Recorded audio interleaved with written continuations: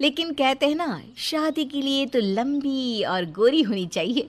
शिल्पा, ये रिश्ता भी हाथ से गया। अरे कितनी बार कहा वो गोरी होने वाली क्रीम लगाया कर, लेकिन नहीं, किताब से सर खपाने से फुर्सत मिले तब ना। तू ही क्यों नहीं इसके लिए उपटन तैयार कर देती? शर्मा जी की बेटी का कम रेट में कितना अच्छा रिश्ता हुआ है। इसकी तो उम्र के साथ ही लड़के वालों की डिमांड भी बढ़ी जा रही है। शिल्पा को ये बातें अब बुरी नहीं लगती थी। लगे भी क्यों, बचपन से सुन जो रही थी वो ये सब कुछ। उसके लिए ये तो मात्र एक कान से सुनना और दूसरे कान से निकाल देने वाली बात थी। फिर एक रोज, पापा पापा मेरी नौकरी लग गई है। वाह, अच्छा, कहाँ बेटा? न्यूज़ चैनल में पापा, खबरों को लिखना होगा। हाँ, वैसे भी तेरे जैसी सांवली शक्ल की लड़की को कौन पर्दे पर आने देगा, क्यों? चल, 4 पैसे कमाने लायक हुई है तो लड़के वालों को बोल देंगे कि कमाती भी है, फिर शायद कोई कर ले शादी। हाँ सही कह रहे हैं। वैसे बेटा कल शाम को एक लड़का और आने वाला है, उसे भी देख लेना। शिल्पा को इस बार गुस्सा आ जाता है। अच्छे न्यूज़ चैनल में नौकरी लगने की खुशी भी माँ पापा के चेहरे पर नहीं दिखती। अगले रोज ऑफिस से शिल्पा घर आती है तो सामने बैठा होता है हिमांशु। हिमांशु शिल्पा को देखता है तो पहली नज़र में तो वो उसे पसंद नहीं आती, लेकिन फिर भी फॉर्मेलिटी तो करनी थी। हाँ, ओके, तो क्या शौक है तुम्हारे और खाने में क्या क्या बना लेती हो?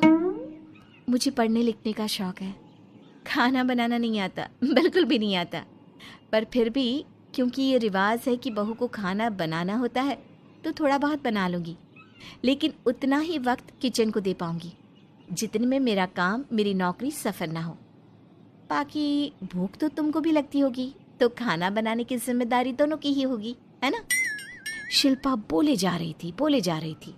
अब तक जिन लड़कियों से हिमांशु मिला था, शिल्पा उन सब से अलग थी। वो ऐसी ही तो लड़की चाहता था। शिल्पा से बात करने के बाद, ठीक है, फिर शादी 2 महीने बाद करेंगे। वो क्या है ना, खाना बनाना भी तो सीखना होगा ना। मुझे मंजूर है। शिल्पा को भी हिमांशु अच्छा लगने लगता है। दोनों की शादी हो जाती है, लेकिन शादी के बाद से ही हिमांशु का परिवार शिल्पा के रंग को लेकर कई बातें बनाता। क्या बात है हिमांशु, क्या कमी हो गई थी जो ऐसी काली सी बहू ले आया? काली तो नहीं है। हाँ, मेरी शिल्पा का रंग हल्का सांवला है। वैसे आप तो कृष्ण की भक्त हैं, जानती है ना, उनका रंग भी सांवला था। अब सांवले रंग के कृष्ण की पूजा, तो सांवली मेरी बीवी खराब कैसे? बात तो सही भी थी। क्यों सांवला रंग खराब माना जाता है? शिल्पा पति का तर्क सुन रही थी। थोड़ी देर के बाद, क्या बात है, शब्दों का जादू आ गया। क्या तर्क दिया आपने सांवले रंग के समर्थन में? तो क्या तुम ही पत्रकार हो? अरे तुम्हारा पति भी कम नहीं है। शिल्पा रोज एक नई तरक्की छू रही थी। कभी विदेश दौरा तो कभी बड़े बड़े लोगों का इंटरव्यू। एक दिन, सुनो, आज का दिन बहुत खास है, मैं मुख्यमंत्री जी का इंटरव्यू लेने जा रही हूँ। अरे वाह, क्या बात है, सही है यार। तभी ससुर आ जाते हैं। बहू, थोड़ा मेकअप भी कर लेना, वरना काली काली फोटो सब जगह आएगी। अरे हम तो शर्म के मारे किसी को दिखाते भी नहीं कि ये हमारी बहू है। न जाने क्या कमी थी। अरे वो शारदा दीदी की बहू देखो, कैसे मक्खन की तरह गोरी है। और नताशा, वो तो ऐसे लगता है जैसे भगवान ने दिल खोल कर रंग दिया है उसको। अरे माँ, आजकल रंग नहीं बुद्धि का जमाना है।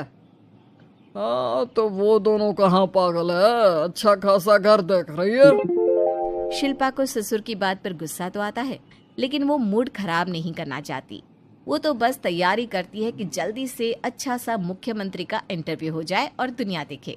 होता भी यही है। शिल्पा जब शाम को घर आती है तो, अरे चाची, बुआ, फूफा जी, कैसे हैं आप सब? कैसे आना हुआ? शिल्पा को आसपास के लोग भी देख रहे थे। वो भी जानती थी कि उसने जो इंटरव्यू किया वो कितना वायरल हो रहा है। अरे बहू, बड़े लायक हो तुम। औरत होकर दुनिया की इतनी जानकारी, कितनी समझ है तुम्हारे अंदर। वाह वाह बहू, तुमने तो हम सबका सीना गर्व से चौड़ा कर दिया। सास ये सब देखकर सोच रही थी कि भाई ऐसा भी क्या हो गया, इन्होंने तो बहू को हीरो बना रखा है। मैंने तो शिल्पा को उसी दिन समझ लिया था जब पहली बार मिला था। मैं तो जान गया था कि ये लड़की अलग है। कितनी प्यारी आवाज है इसकी और समझ भी लाजवाब। तभी बुआ सास बोल पड़ती है, और एक हमारी बहू है, सारा दिन टिकली बिंदी पर ही लगी रहती है। अरे दीदी, न जाने कौन कौन सी क्रीम लगाती है, अब तो चेहरे पर फोड़े भी निकल गए। कितनी बार कहा कुछ पढ़ाई आगे करके दुनिया में नाम कमाओ, लेकिन नहीं, बस सारा दिन शीशे के सामने खड़ी रहेगी। कोई बात नहीं फूफा जी, वो भी किसी की पसंद हो सकती है। हम लोगों का क्या, एक काम अच्छा कर दिया तो पूछ लिए गए, नहीं तो जमाना तो गोरी सूरत की ही तारीफ करता है। क्यों माँ जी? हाँ हाँ, वो क्या है ना, मैं जरा पानी लेकर आती हूँ, तू बैठ बहू। हाँ हाँ बहू, तू तो बैठ। वो क्या है ना, आज तो तुझसे बहुत सारी बातें करनी है। ये बता, कैसे दिखते हैं मुख्यमंत्री जी सामने से? जैसे टीवी में दिखते हैं वैसे ही दिखते हैं क्या? आए दिन लोग शिल्पा से मिलने आते, उसे अपने स्कूल या दूसरी जगह पर चीफ गेस्ट बनाते। ये सब देखकर पति तो खुश होता, लेकिन सुंदर बहू का सपना सास की आंख से उतर ही नहीं रहा था। फिर एक रोज, शिल्पा, पापा कहाँ है?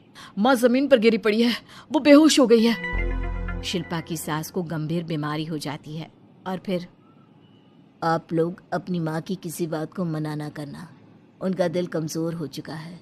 दिल में कोई बात लगेगी तो उनके हार्ट अटैक आने के चांसेस हैं, तो समझ रहे हैं ना। कुछ दिनों में ठीक होकर सास घर आ जाती है और फिर एक दिन, देख बेटा, मैं मरने से पहले एक सुंदर बहू का चेहरा देखना चाहती हूँ। अरे मैं नहीं चाहती कि तू इस काली कलूटी के साथ रहे, छोड़ दे इसे। अरे कल को तेरे बच्चे भी ऐसे काले पीले पैदा होंगे और फिर हमारा खानदान देखने लायक नहीं होगा। शिल्पा सुन रही थी, वो परेशान हो रही थी। वो सोचती है कि एक बार वो अपने पति से बात करके देखेगी। सुनिए ना, मुझे आपसे बात करनी है। मुझे भी शिल्पा, मैं माँ के बिना नहीं रह पाऊंगा, तुम समझ रही हो ना। शिल्पा को दुख होता है, लेकिन वो क्या करती। वो हिमांशु को तलाक देने का सोच लेती है और फिर शिल्पा, माँ की हालत फिर खराब हो रही है, क्या करूं? माँ को सबसे बड़े अस्पताल में भर्ती करना होगा। लेकिन वहां तो बेड के लिए बड़ी बड़ी सिफारिश करनी पड़ती है। हाय रे, मेरा मन आता है, मैं मर न जाऊं, मुझे बचा ले बहू। शिल्पा को हैरानी होती है कि वो करे तो क्या करे। पर माँ जी, मैं कैसे? बेटा, मुख्यमंत्री जी से बात कर ले, उनसे बड़ी सिफारिश किसकी हो सकती है? तू बोलेगी तो शायद तेरी सास की जिंदगी बच जाएगी। शिल्पा सिफारिश से सास को बड़े अस्पताल में भर्ती करवा देती है, जहां लंबे समय बाद सास ठीक होती है। लेकिन इस बीच एक दिन भी शिल्पा उन्हें देखने नहीं जाती। सास जब घर आती है तो एक सुंदर सी लड़की उनका स्वागत करती है। ये कौन है और शिल्पा कहाँ है? मुझे तो मेरी बहू ही चाहिए। माँ, कैसी बात कर रही हो? तुमने कहा था ना कि शिल्पा काली है और तुम्हें काली बहू नहीं चाहिए। ये रीना है, तुम्हारी बहू। नहीं नहीं, मुझे माफ कर दो, मुझे तो मेरी शिल्पा बहू ही चाहिए। उसी के कारण आज मेरी जान बची है। मैं नहीं समझ पाई कि सुंदर शक्ल से ज्यादा सुंदर दिल और आचरण होना चाहिए। लेकिन अब क्या, अब तो देर हो चुकी थी। हिमांशु भी जानता था कि आत्मसम्मान वाली शिल्पा अब उसकी जिंदगी में वापस नहीं आएगी। अब तो शिल्पा को वे लोग बड़े बड़े चैनल की स्क्रीन पर देखते और अफसोस करते। शिल्पा चाहती तो कभी तुम्हारे लिए सिफारिश नहीं करती। अब तो आसपास के लोग भी घर नहीं आते। लोगों को लगता है कि शिल्पा ने हम लोगों को छोड़ा क्योंकि हम उसके लायक नहीं थे। सही बोल रही है माँ, हम ही तो उसके लायक नहीं थे। शिल्पा जैसी समझदार, पढ़ी लिखी, दुनिया की समझ रखने वाली लड़की को मैंने छोड़ा, सिर्फ आपके कहने पर। अब ये गोरी लड़की आपकी बहू हो सकती है, लेकिन मेरी बीवी कभी नहीं। हिमांशु वहां से चला जाता है।